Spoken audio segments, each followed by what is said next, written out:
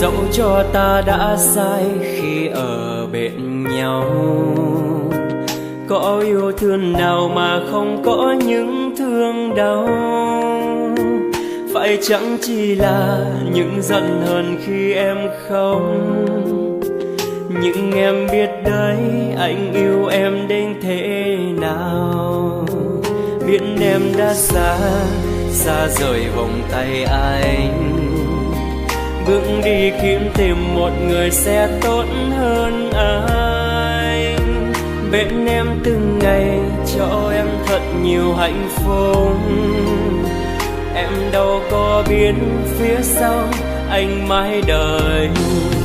Em đừng đi xa quá xin em, đừng đi em mà. Một lần này nữa thôi để anh được ôm lấy, được chăm sóc em, được bên em mỗi ngày, để từng khoảnh khắc mãi có em ở đây. Chắc vì anh đã quá vô tâm, anh quá hững hờ, nhưng thật tâm anh vẫn yêu em, yêu nhiều lắm. Đừng đi nữa em, đừng xa anh người ơi. Hãy tình tình yêu anh, yêu mãi thôi như lúc ban đầu.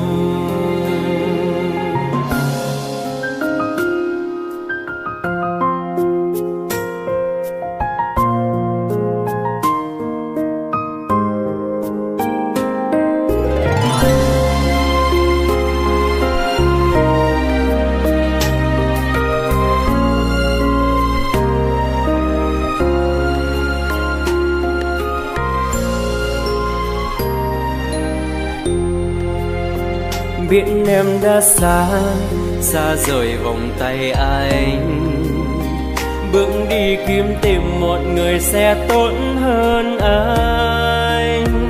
Bên em từng ngày cho em thật nhiều hạnh phúc, em đâu có biết phía sau anh mãi đợi. Em đừng đi xa quá xin em, đừng đi em mà.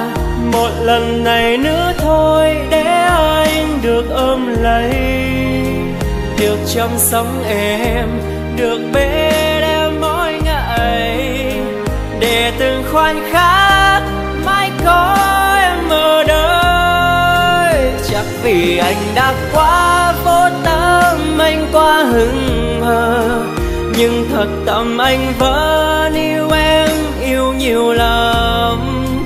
Đừng đi nữa em, đừng xa anh người ơi. Hãy tình tình yêu anh, yêu mãi thôi như lúc ban đầu.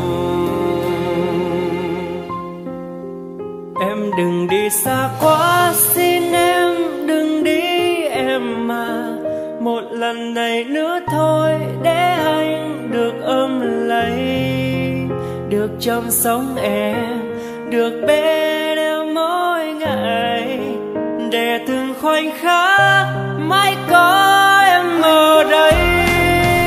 Chắc vì anh đã quá vô tâm, anh quá hững hờ, nhưng thật tâm anh vẫn yêu em, yêu nhiều lắm. Đừng đi nữa em, đừng xa anh người ơi. Hãy tình tình yêu anh, yêu mãi thôi.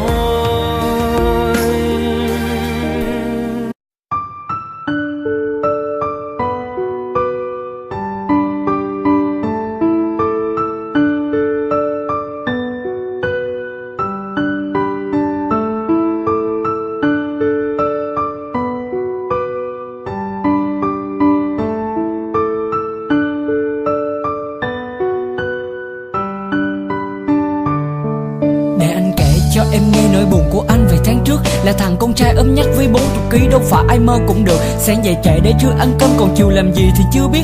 Tôi thì ra đường chợ gái đi chơi, nhưng tạo ông trời là mưa miết. Anh đành ở nhà, đành than vãn á được. Cuối cùng anh gặp em, nước da ngâm đen mặt thì đầy mộng, nếu so thì nọ thì đâu kém. Nhưng mẹ anh bảo yêu vì tâm hồn, mới đúng là chữ yêu. Nên anh cắm đầu cắm cổ bươn theo, dù biết bạn bè nói anh đủ kiểu. Ghệ mày xấu, ghệ mày lùn, nhìn cái tướng y như con heo. Sao mày nói tao nó giống Thí Kiều, và mày rất nhiều con theo. Bắt đầu ngồi đi rồi phải không, với trò đầu gấu nữa phải không. Nhưng mà sự thật nó là như vậy.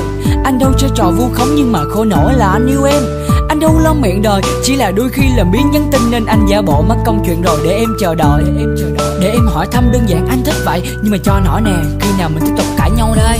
Yêu là ghen, yêu là mong, yêu là chờ, yêu là nhớ, yêu là giải lơ hết mấy thằng kia ra. Không ăn bạc tai biết chớ, yêu là mong mỏi đợi chờ. Đơn giản chỉ là dòng tin nhắn, yêu là chỉ hôn nhẹ nhàng môi thôi. Đặc biệt không chơi trò